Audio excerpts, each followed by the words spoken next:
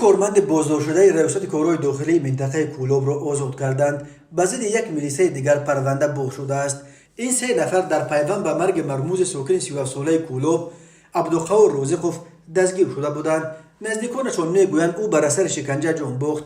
منابع رسمی گفتند شکنجه شدن او هنوز تصدیق خود را نیافته است.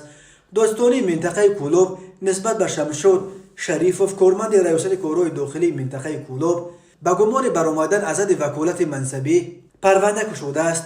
به او تا 100,000 سومانی جریمه و از 5 تا 10 سال زندان تهدید میکند.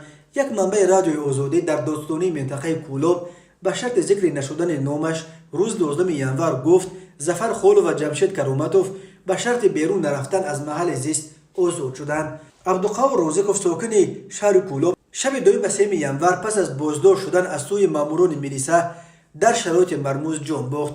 پیوندانش دعوا کردند که او بر اثر شکنجه جان داده است و روز 3 ینور در نزد سردخانه کولوب جمع شدند. آنها گفتند پس از دیدن 3 مامور بازداشت شده میلیسا جسد را از سردخانه گرفتند و در آرامگاه تماشاتپه شهر کولوب به خاک سپاریدند. وزارت کارهای داخلی سبب مرگ او را استعمال اسید زیات یک نوع مواد مخدر نامید.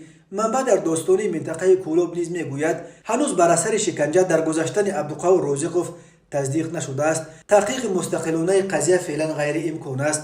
در داستانی منطقه کولوب که پرونده مرگ عبدالقوار روزقوف تفتیش می شود به رادیوی آزادی گفتند هنوز تفتیش پرونده به پایان نرسیده است.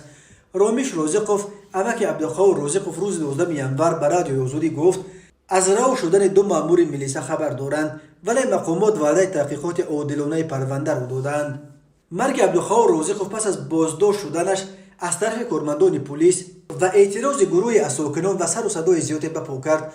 آخر هفته گذشته رمضان رحیمزاده وزیر کارهای داخلی تاجیکستان مادر و برادر و نزدیکان دیگر عبدالقوار روزقوف را برای صحبت به دوشنبه دعوت کرده است. معلوم نیست که به آنها چه گفتند.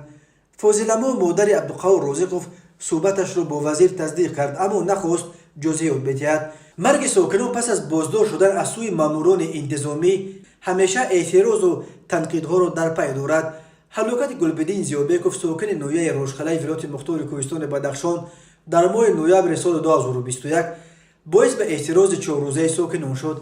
آن زمان نیز مقامات وعده تحقیق حادثه را دادند و کمیسیون مشترک را از حساب فعالان جامعه شهروندی سازمان دادند. پس از نیم سال ساکنان با طلب تحقیق حادثه اعتراض کردند ولی مقامات اعتراض را سرکوب و فعالان جامعه شهروندی را بازداشت و به سالهای طولانی زندان محکوم کردند.